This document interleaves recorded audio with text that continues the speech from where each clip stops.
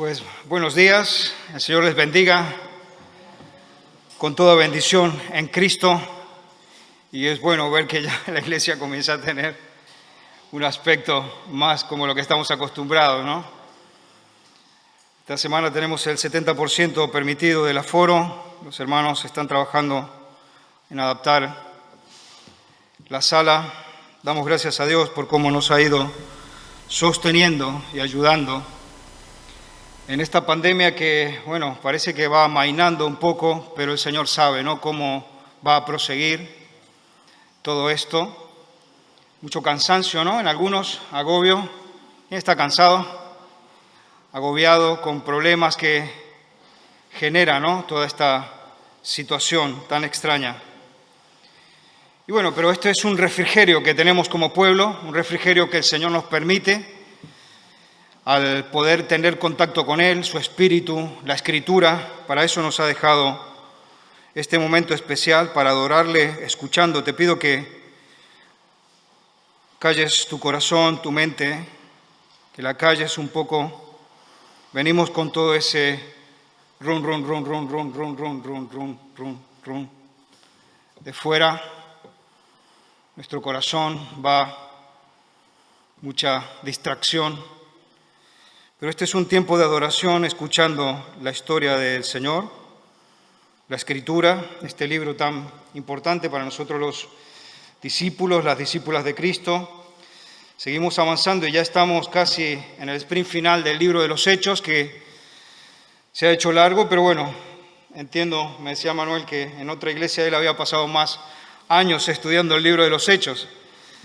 Aquí nos quedan ya 3 capítulos para abordar. Hoy abordamos el 25 y la verdad que son unos hechos extraordinarios para el mundo en el cual nosotros vivimos, y es un libro que tiene mucho que ver contigo y conmigo, a pesar de que es de la primera iglesia naciente luego de la resurrección y ascensión del Señor Jesucristo, que es lo que se nos describe en los primeros libros de Hechos. Hemos llegado aquí al capítulo 25. Y para ir centrándonos en el contexto, hemos visto a Pablo, que ha terminado esos viajes misioneros tan intensos. Hemos visto cómo se ha armado toda una movida para cortarle las piernas, podríamos decir, y que él ya calle de hablar, porque ponía muy incómoda a la religión judaísta y a los líderes especialmente del judaísmo de aquella época, porque claro, era impresionante cómo el reino de Cristo estaba irrumpiendo en el Imperio Romano, que es donde se desarrolló esta primera iglesia. Y en los capítulos anteriores hemos visto cómo a un cierto punto Pablo, que el Señor le anticipa que va a ser apresado, y sin embargo, por algo que hay un poco de misterio, ¿no?, él decide ir hacia Jerusalén. Aunque un profeta Agabo le dijo: mira que te van a tomar como prisionero y vas a ser privado de la libertad, y sin embargo él fue a Jerusalén, se enfrentó allí a un juicio popular en medio del templo de Jerusalén, donde los líderes judíos aprovecharon para que la gente común tratara de lincharlo. Se enfrentó a ese juicio popular. Luego se enfrentó a un juicio ante el gobernador, que por la providencia del Señor estuvimos viendo cómo Dios mueve las autoridades, y en ese caso utilizó a Félix, que era el gobernador de la región, para protegerlo. Envió el Señor a centuriones, una guardia romana que fue a protegerlo del linchamiento, que era para asesinarlo directamente. Y luego hemos visto cómo Pablo se defendió delante del procurador de Cesarea, Félix, y vimos que también era corrupto, ¿no? No nos extraña esto de la corrupción en las autoridades, ¿no?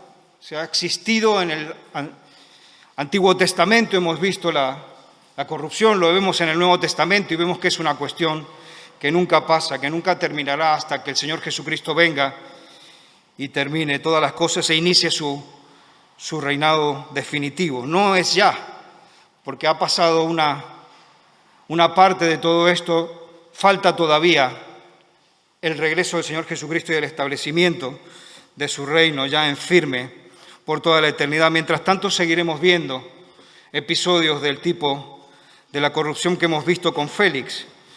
Vamos a leer los primeros 12 versículos de capítulo 25, abre tu Biblia. Vamos a dar unos pasitos hacia atrás para tomar impulso. Vamos a leer el último verso 27, después vamos a dar lectura a los primeros 12 versos, aunque vamos a meditar los 27 versículos del capítulo 25.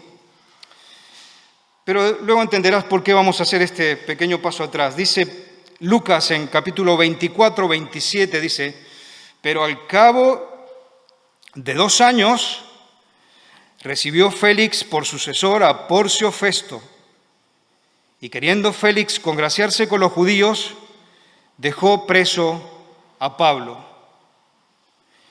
Vamos con el capítulo 25, dice, llegado pues Festo a la provincia, subió de Cesarea a Jerusalén 3 días después, y los principales sacerdotes y los más influyentes de los judíos se presentaron ante él contra Pablo y le rogaron, pidiendo contra él, como gracia, que le hiciese traer a Jerusalén, preparando ellos una celada para matarle en el camino. Pero Festo respondió que Pablo estaba custodiado en Cesarea, a donde él mismo partiría en breve. Los que de vosotros puedan, dijo, desciendan conmigo, y si hay algún crimen en este hombre, acúsenle.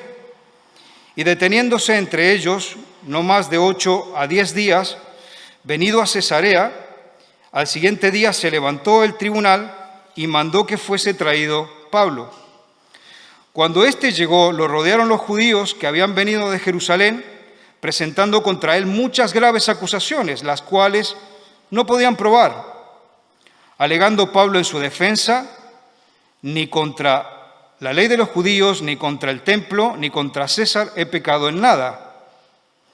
Pero Festo, queriendo congraciarse con los judíos, respondiendo a Pablo, dijo, ¿quieres subir a Jerusalén y allá ser juzgado de estas cosas delante de mí? Pablo dijo, ante el tribunal de César estoy, donde debo ser juzgado. A los judíos no les he hecho ningún agravio, como tú sabes muy bien, porque si algún agravio o cosa alguna digna de muerte he hecho, no rehúso morir. Pero si nada hay de las cosas de que estos me acusan, nadie puede entregarme a ellos. A César apelo. Entonces Festo, habiendo hablado con el consejo, respondió, a César has apelado, a César irás.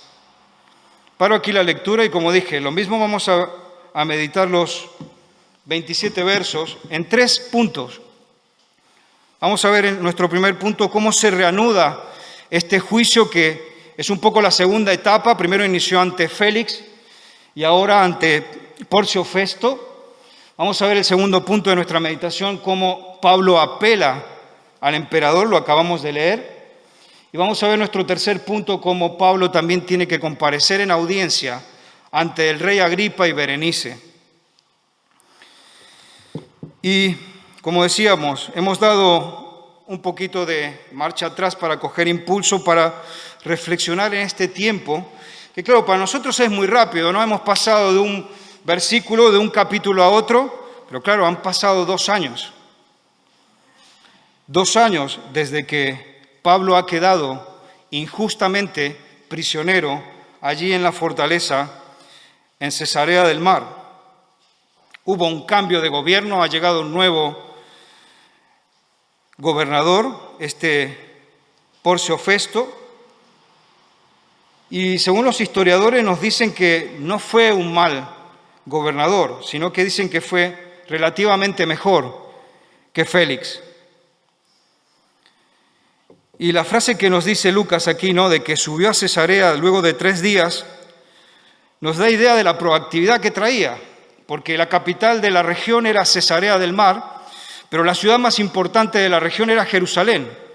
Entonces llega este nuevo gobernador y primer paso es proactivamente ir allí, a Jerusalén, y ver qué estaba pasando. El verso 2 nos dice, ¿no?, que todavía seguía allí en la mente de los líderes judíos que estaban allí, los más influyentes que le recibieron para darle un poco protocolarmente la bienvenida, ¿no?, como gobernador. Pero fijémonos, ¿no?, que lo primero que le plantean, más allá de decirle, no sé, tenemos, mira, esta necesidad en nuestra región de que mejoren los caminos, tenemos necesidad que hagan un acueducto, tenemos necesidad de ese tipo de cosas. Lo que le plantean primero es el caso de Pablo, que seguía prisionero allí en la fortaleza de Cesarea del Mar. Como dijimos al principio, han pasado 2 años y esta gente religiosa, fanática, que no estaban de acuerdo, no estaban cómodos con que el reino de Cristo fuera avanzando, tenían eso en su mente y corazón. Y esperaban en esta visita protocolar un poco llenarle la cabeza, ¿no?, al nuevo gobernador, ya que era nuevito. Querían hacerlo un poco caer en la trampa, ¿no?, y decir, mira, está este caso aquí que lo tenemos hace 2 años, te pedimos que lo traigas aquí a Jerusalén, ¿no?, para que pueda ser juzgado. Entendemos que era la malicia, ¿no?, de ellos por su fanatismo, por lo que estaban viendo del crecimiento tan impresionante de la primera iglesia y por esa también, creo yo, acción del enemigo que está trabajando en ellos para querer frenar esta expansión del Evangelio, del reino de Cristo. Pero por otro lado, quisiera que empatices un momento conmigo en Pablo, porque nosotros tenemos que ponernos un poco en sus ropas, ¿no? Había pasado muchos años de servicio intenso en misión. Y sin embargo, aquí el Señor le había dado providencialmente una parada, ¿no? 2 años que, bueno, podemos pensar, ¿no?, cómo fue que él se mantuvo durante esos 2 años. No hay descripciones de cómo era el tipo de prisión en la que estaba, pero entendemos que Pablo siguió sirviendo al Señor y a la iglesia en su prisión. Y quizás también es interesante que comentemos, ¿no?, lo que varios estudiosos dicen que fue una época en la cual él también pudo estar escribiendo epístolas a las iglesias. No estamos seguros, aunque varios de los comentaristas dicen que surgieron más desde la prisión en Roma que aquí, pero no podemos descartar de que él en ese tiempo pudiese estar también trabajando en alguna de las epístolas.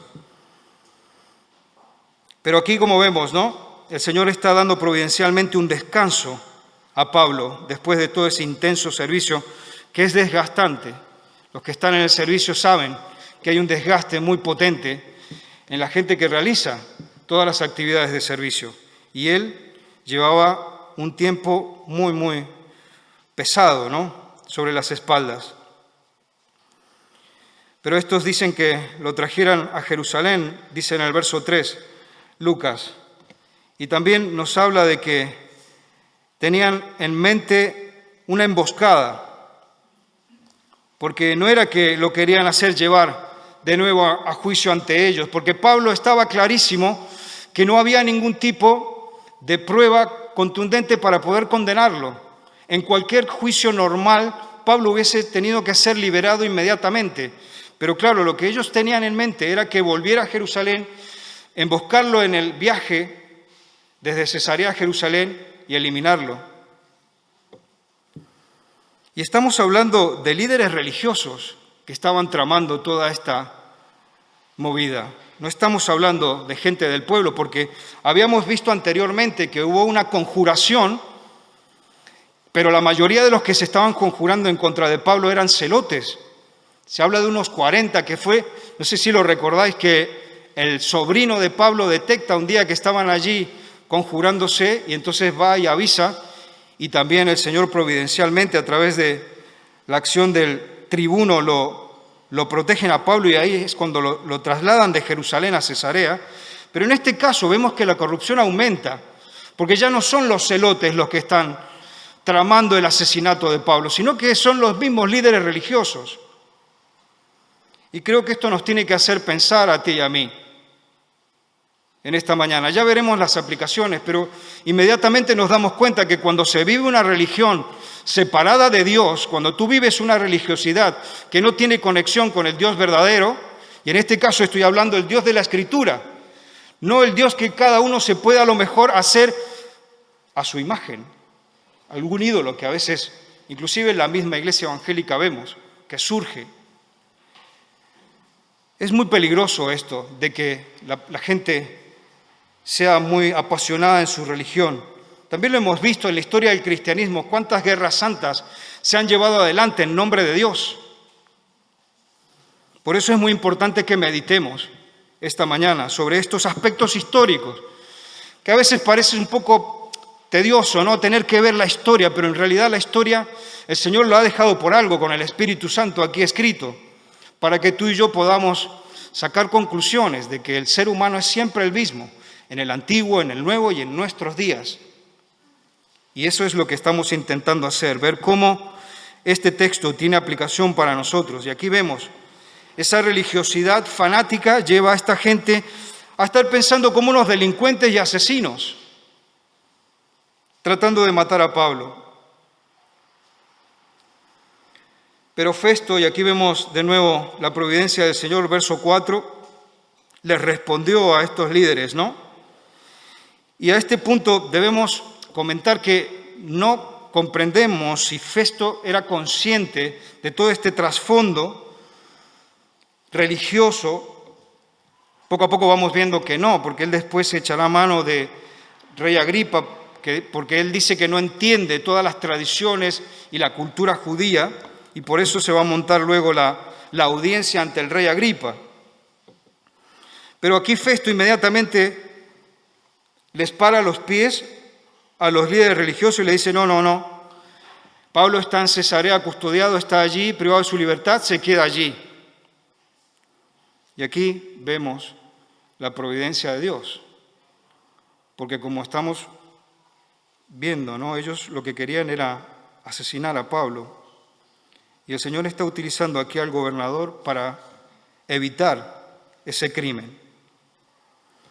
En verso 5 les dice, ¿no?, Festo, los que de vosotros puedan desciendan conmigo, y si hay algún crimen de parte de Pablo, entonces acúsenle.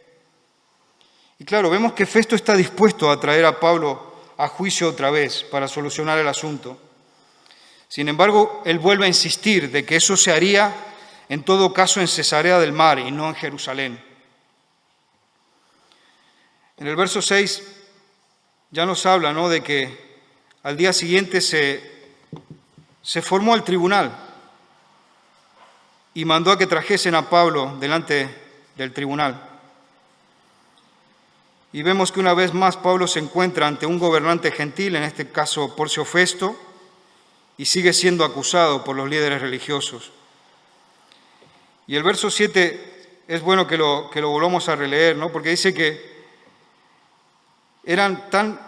tenían tanta manía que comenzaron, me imagino, uno tras de otro se iban presentando y rodeándolo a Pablo, como se hacía un poco en esa época, y decían, ha hecho esto, ha hecho lo otro, ha alborotado al pueblo, ha hecho aquello.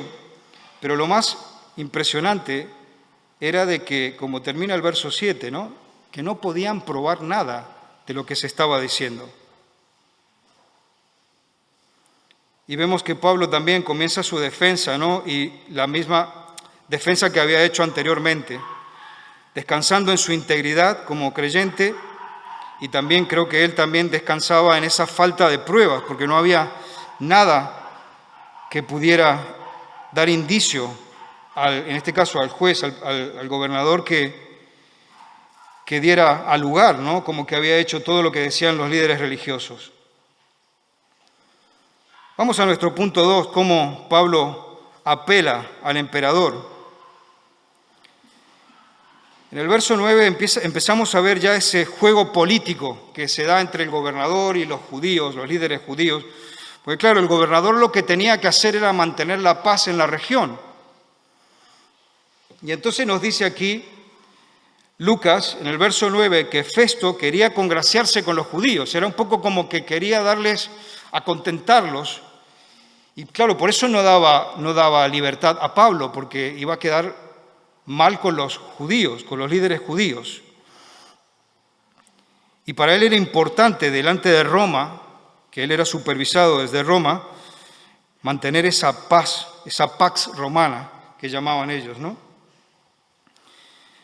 Y a un cierto punto vemos cómo lo presiona también él a Pablo y le dice, ¿quieres subir a Jerusalén a ser juzgado por estas cosas delante de mí? Porque creo que a ese punto que su mente estaba un poco confusa, ¿no? Porque no entendía bien por qué era esa animosidad tan fuerte de parte de los líderes, que no habiendo pruebas quería que terminaran con la vida de Pablo. Pero también por otro lado, ya hemos visto en capítulos anteriores que como Pablo había expresado abiertamente que era ciudadano romano y eso estaba allí presente, entonces el gobernador no podía hacer la vista gorda y decir, bueno, lo llevamos a Jerusalén. No, porque era un ciudadano romano y tenía todos los derechos de ser juzgado imparcialmente. Y nos volvemos a preguntar, ¿no? si realmente Festo tenía conocimiento de ese complot que había en contra de Pablo. Y si lo sabía, entonces, al hacerle esta pregunta que le está haciendo a Pablo, era como que lo estaba mandando directamente a la boca del lobo. En el verso 10 vemos, ¿no?, que Pablo se levanta ante el tribunal, y esto es un punto también que vamos a meditar, porque es muy importante que tú y yo tomemos inspiración de la Escritura, de Pablo, del Espíritu, que nos está dejando esto como algo importante, especialmente en estos días que vivimos aquí en Europa. Pablo se plantó firme delante del tribunal y dijo, es aquí donde yo debo ser juzgado. A los judíos no les he hecho ningún agravio, como tú sabes muy bien. No quiero que me lleven a Jerusalén. Yo soy ciudadano romano, quiero que me juzguen aquí. Si algún agravio o cosa alguna digna de muerte he hecho, no rehúso a morir. Pablo después escribirá en las próximas cartas lo que él entendía por la autoridad. Y si las autoridades entendían de que él tenía que morir porque era culpable, él lo aceptaba. De hecho, en cartas posteriores nos daremos cuenta de cómo él acepta la soberanía de Dios sobre las autoridades. Pero aquí yo creo que es importante que veamos el discernimiento que él tiene del Señor y del Espíritu, de que está viendo que no se le va a dar un juicio imparcial, que era lo que él estaba buscando.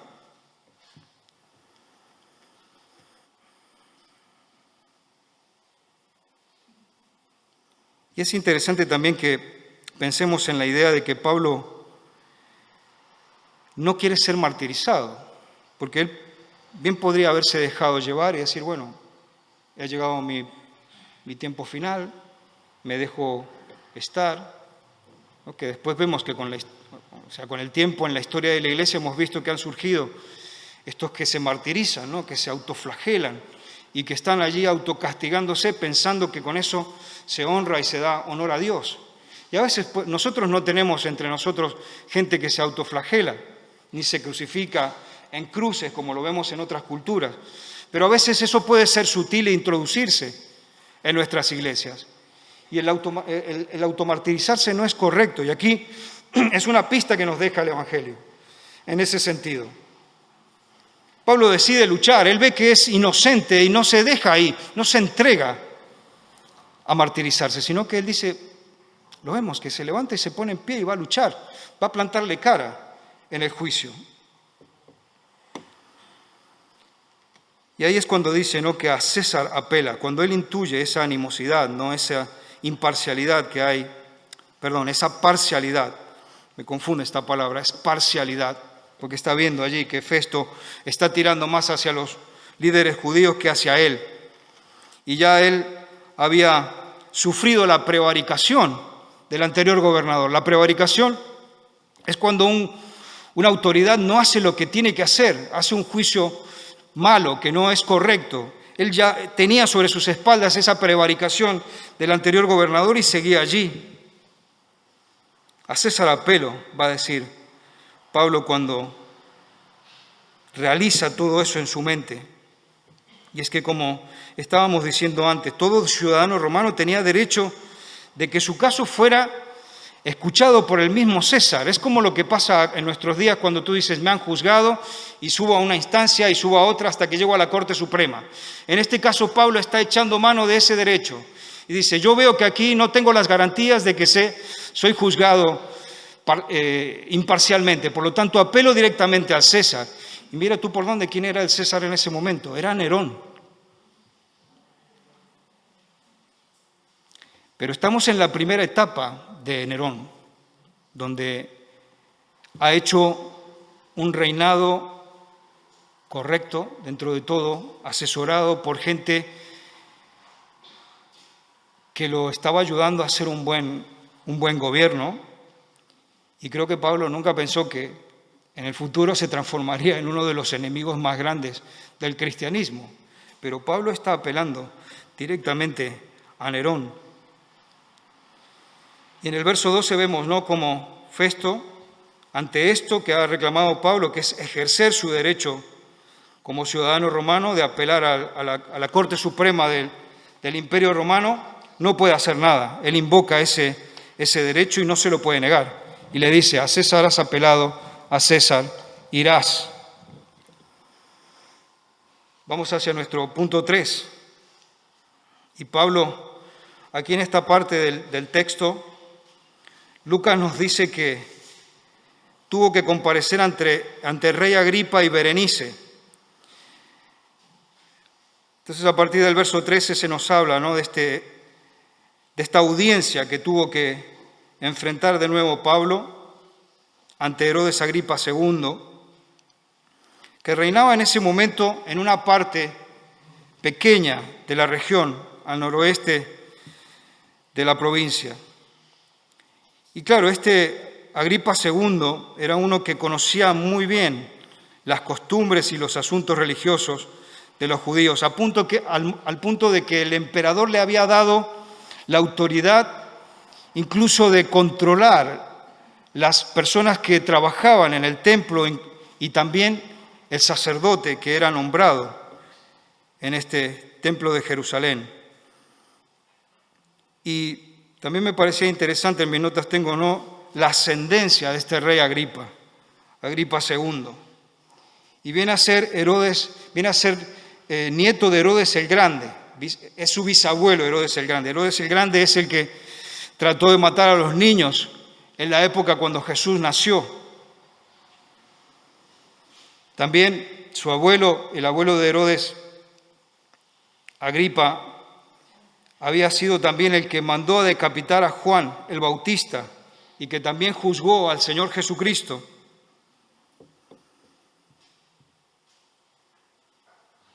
Y también otro de sus familiares fue el que martirizó al primer apóstol, al apóstol Santiago. Y ahora Pablo se tiene que enfrentar a este hombre, Herodes Agripa II.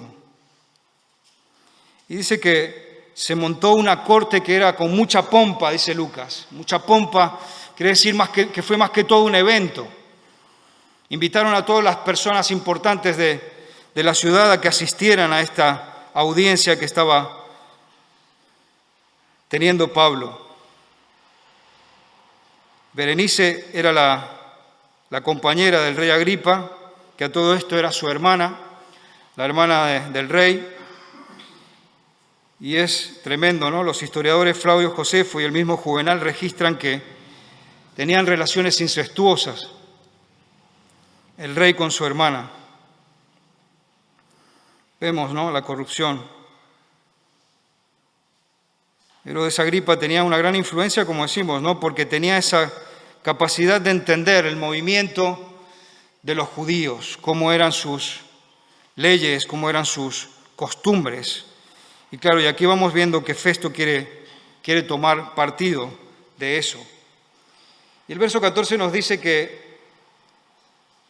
entonces Festo expuso al rey Agripa la causa de Pablo. A todo esto, como decimos, Festo ha ido avanzando en este caso complejo, ve que Pablo no tiene nada por lo cual estar preso, y sin embargo sigue allí. Pero claro, él se está defendiendo, se está autoprotegiendo de lo que pudieran decir las autoridades de Roma. Un hombre ha sido dejado allí preso por Félix, verso 14b.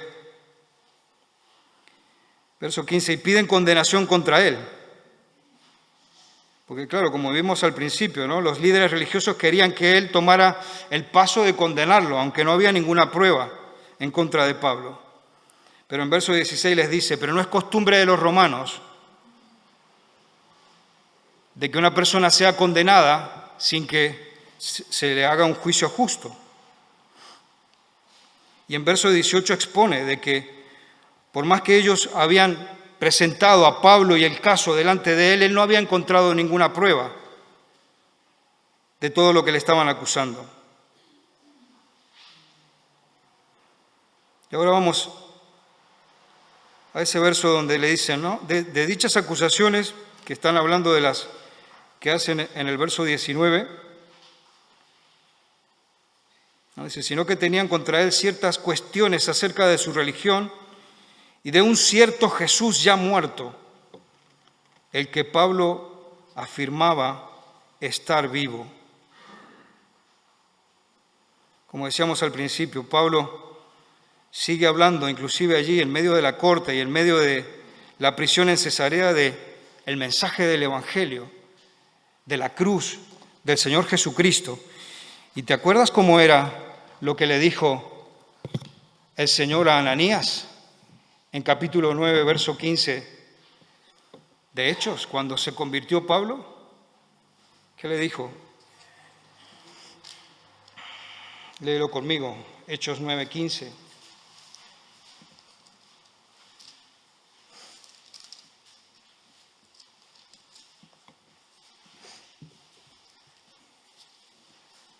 El Señor le dijo, porque Ananías no quería ir a ver a Pablo, porque tenía muy mala fama de ser un perseguidor, pero el Señor le dijo, ve, porque instrumento escogido me es este, para llevar mi nombre en presencia de los gentiles y de reyes y de los hijos de Israel. Se está cumpliendo la profecía que el Señor Jesucristo le ha dicho. La expresión de Lucas también de un cierto Jesús nos muestra lo poco que sabía Festo acerca de Cristo. Y nos hace también ver la importancia que tiene el trabajo que estaba haciendo Pablo en ese tiempo complejo y difícil que él estaba atravesando. Es importante que recordemos, ¿no?, que en esa época los gobernantes, la información no discurría como ahora, que es tan rápido que tú te enteras de que está pasando algo en la India a lo mejor en 1 hora o en 2 horas.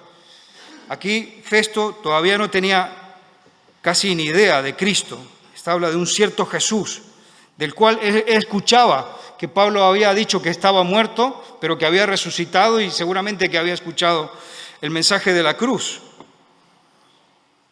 Por eso ahora notamos y ponemos en valor la importancia que tiene lo que Pablo tuvo que atravesar en su prisión. Festo, como el otro también, Félix, habían entendido más del Evangelio, aunque tuvieron las reacciones que tuvieron, pero el Señor hizo llegar el mensaje del Evangelio hasta esos gobernantes. Al punto que en verso 22 vemos que es lo que hemos puesto en el versículo de portada del boletín, ¿no?, que el rey Agripa, cuando escucha la historia, siente curiosidad, dice, quiero verlo yo también a este hombre. Ese es el verso de portada que hemos puesto, pensando en este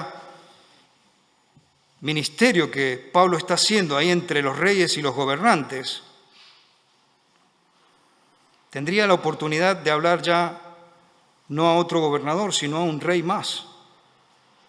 Y sería la tercera oportunidad que Pablo está testificando, ¿no? Primero, como dijimos, lo ha hecho ante Félix, lo acaba de hacer ante Festo y ahora ante Agripa. Verso 23 dice que se formó entonces este evento, esta audiencia. Y estaban allí todos vestidos de galas. Quizá las galas querían significar como ahora, ¿no?, quién es quién en una reunión. Pero a fecha de hoy, tú y yo podemos entender mucho mejor, ¿no?, la dignidad de la gente y quién es quién con el pasar de los años. ¿Te acuerdas más tú de Festo o de Berenice o de los que estaban allí de la alta alcurnia de Cesarea? ¿O de quién te acuerdas más? ¿De quién se acuerda más la gente? Evidentemente de Pablo. Eso nos habla de que la dignidad de Pablo era mucho más alta en ese momento que cualquiera de las personas que estaban allí.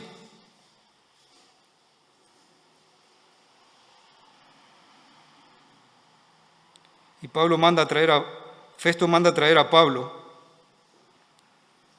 Pablo entra en el auditorio y creo que casi todos los que estaban allí, excepto el apóstol Pablo, tenía bien claro lo que estaba sucediendo. Y el que seguía confuso es Festo, porque en verso 25 dice que él no ha hallado ninguna cosa digna de muerte que haya hecho. Y creo que es bueno que lo subrayemos esto esta mañana, porque Lucas quiere dejar bien claro que no había sido encontrado nada como prueba para que él muriera, para que él fuera condenado a muerte. Pero me gusta que veamos esto, especialmente a los que les gusta leer política, porque aquí lo que estamos viendo es una clase magistral de política, porque vemos que Festo, ante esta situación que tiene en su mente, lo que está haciendo es una movida política. Porque él, ¿qué pasa? Como él no puede emitir un juicio por los elementos que tiene para juzgar, ¿qué hace? Llama al rey Agripa, que según él era especialista en todos los temas de los judíos, leyes, costumbres de los judíos. Lo pone al centro con Berenice. Y en ese momento, ¿qué hace él? Hace un eje de corresponsabilidad entre lo que va a juzgar Agripa y él, y entonces plantarse al lado de él y decir, bueno, si vamos a condenar a Pablo, si de aquí surge de esta audiencia de que Pablo tiene que ser condenado, no será por lo que lo diga yo, sino porque lo está diciendo rey Agripa. ¿Lo podéis ver? Es toda una movida magistral que hace Festo. Porque tampoco él aquí no menciona el hecho que después de que ha escuchado todos los argumentos que le han presentado los líderes religiosos, no dice que haya nada contundente para condenar a Pablo. Y él no ha hecho nada, un poco como que no está actuando correctamente, está casi al límite de la prevaricación él también. Y como dijimos, ¿no?, él ha declarado esa ignorancia que tiene por todas las costumbres del pueblo judío, y eso, claro, lo está él poniendo en mucha tensión. Y esto lo que nos hace ver es que él estaba muy, muy preocupado de cómo lo verían desde Roma a todo lo que estaba haciendo. Y era un gobernador recién llegado, y claro, seguramente toda la atención estaría en él. Entonces lo que quiere hacer con esa corte ante Agripa y Berenice es que ellos den su opinión y él poder tomarla como una base de manera de poder escribir los cargos con los cuales él tenía que enviar a Pablo ante el emperador, porque imaginémonos lo que hubiese sido si llegaba Pablo en cadenas hasta Roma, ¿no? ¿Qué hubiese escrito en la carta a él? Mira, César, te mando a este hombre porque todos dicen que es culpable, yo al final no lo tengo claro, pero te lo mando a ti para que veas si es culpable o no. ¿Cómo hubiese quedado parado Festo? Fatal.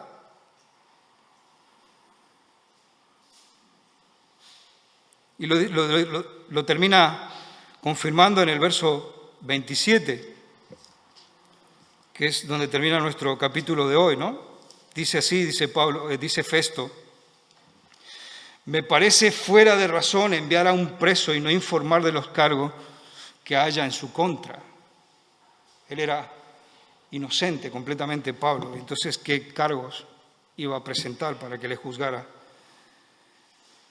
el César? Vamos a las aplicaciones.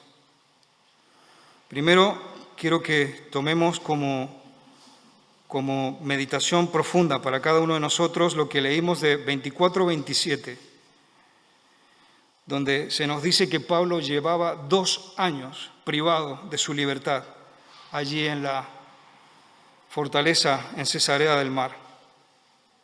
Y todo esto por una cuestión injusta, por la prevaricación de un gobernador que no hizo correctamente su tarea, que lo tendría que haber dejado libre, porque no había nada en contra de él para acusarlo y condenarlo. Como dijimos, para nosotros hemos leído un versículo y hemos pasado así 2 años muy rápido, ¿no? Entonces te hago que pienses, ¿no? Y que pensemos juntos. Quizás estás atravesando alguna prueba, alguna situación difícil, alguna dificultad que lleva tiempo, no sé cuánto tiempo. Pero aquí me parece importante que pensemos que Dios es soberano, inclusive cuando tú llevas una prueba de largo tiempo, como le pasó aquí a Pablo, que estaba allí 2 años, que era inocente, pero sin embargo estaba preso. ¿Cuántos hoy día hablan del problema que tienen porque el confinamiento les ha hecho mal? Las crisis en las que entra la gente porque no han sabido sobrellevar el confinamiento. Imagínate Pablo, 2 años allí siendo inocente y que no había ni coronavirus ni nada de eso y lo tuvieron allí encerrado. No sé qué prueba puedes estar atravesando, pero aquí Pablo lo vemos fresco y creo que esto nos tiene que inspirar a todos nosotros, porque creo que de alguna forma u otra, con todo lo que estamos viviendo, alguna prueba estamos sobrellevando, alguna carga estamos sobrellevando, pero aquí vemos cómo Pablo no se ha desanimado. Lo hemos visto cómo salta de nuevo a la palestra allí ante la audiencia y está concentrado para defenderse y está concentrado para salir adelante y para luchar. Y creo que esto es refrescante para nosotros a fecha de hoy. Estaba motivado ante Festo y luego ante Agripa. ¿Qué estás atravesando? Que es tan pesado que no puedas hacer como Pablo, que él confiaba y seguía esperando en su Señor. Seguía sirviendo al Señor ahí, privado de la libertad, como dijimos, seguía al servicio de la iglesia, al servicio del Señor. Creo que hoy aprendemos como sinceros discípulos de Cristo que no tenemos que perder la confianza en nuestro Señor. A pesar de que a lo mejor tú y yo podemos ver la situación gris o negra, el Señor está actuando, está operando. Aunque tú no te des cuenta, el Señor está allí que no pierde el control. Quisiera que Emilio pusiera ahora una noticia que he pescado de esta semana pasada del Protestante Digital. Y quiero que lo tomemos como una aplicación. Después, por favor, si quieren la noticia, yo se las paso el enlace. No me voy a extender a analizar la noticia, pero quiero que pensemos en lo que hemos leído en el capítulo 25, verso 11, cuando Pablo se da cuenta de que sus derechos van a ser ultrajados y él discierne de que no va a haber un juicio imparcial con él. Se da cuenta de la falta de garantías y es interesante que veamos la actitud que tiene Pablo y que tiene que inspirarnos a ti y a mí en esta mañana. Creo que debemos meditar mucho sobre este punto, especialmente porque en la Europa que estamos viviendo, una Europa progresista, ¿no? Que se le llena la boca a muchos de hablar de la Europa progresista, poco a poco, ¿no? Vamos viendo que si nosotros declaramos nuestros valores cristianos, bíblicos, podemos ser perseguidos, como esta política, ¿no? Que en Finlandia ha declarado algo normal, un país europeo con libertad de expresión, un país cristiano de tradición protestante, y sin embargo, por declarar los valores de la Escritura, especialmente unos tuits que ha enviado sobre Romanos capítulo 1, se le ha iniciado un proceso que lleva 2 años ya de instrucción y que ya estas semanas está yendo a un juicio penal por delitos de odio. Creo que esto es interesante que lo meditemos esta mañana, porque como van las cosas aquí en donde vivimos, como se le llama ahora, ¿no? Ese término que se ha puesto tan de moda, políticamente correcto, están persiguiendo a los cristianos. Tenemos que orar por todo esto. Mira que no te estoy hablando ni de África, ni de China, ni te estoy hablando de mi país, Argentina, estamos hablando de aquí, del ambiente europeo. Tenemos que orar al Señor que nos ayude, que nos dé sabiduría, también que nos dé esta capacidad, esta actitud como Pablo, ¿no? Que estaba allí lúcido, preparado para reaccionar correctamente. También te pido que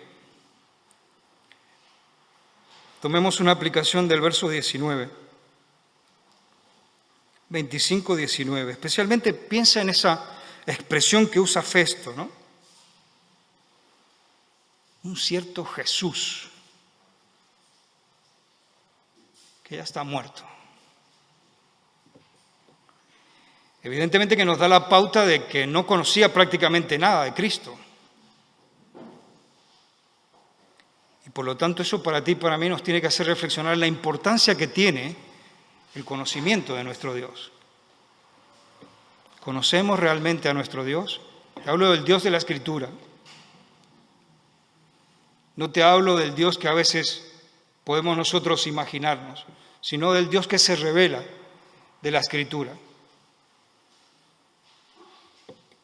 Es tan importante que nosotros sepamos quién es este Dios de las Escrituras para nuestra propia beneficio. Nuestro propio beneficio es que nosotros sepamos más. ¿Cuánto conocemos a Dios? ¿Un 5%? ¿Un 7%? ¿Un 10%? Creo que es mucho, ¿eh? Pensando la magnitud de nuestro Dios. Un Dios trino, un Dios tan tremendo. ¿Cuánto le conocemos? Tú dices, bueno, quizá no lo sé medir. ¿Qué estilo de vida estamos llevando?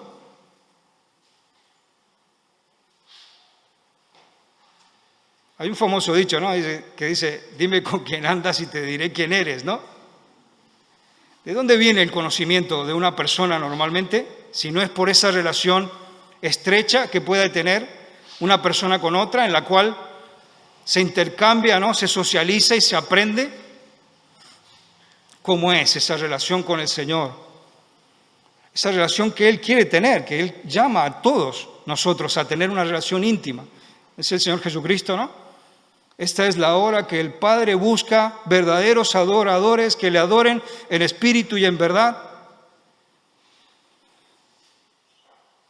Y entonces, si yo digo que conozco a Dios y estoy dando cierto paso u otro paso que no están en línea con el carácter y la persona del Dios de la Escritura, entonces creo que eso te da una pista y una pauta de a qué punto estamos. Vamos a orar.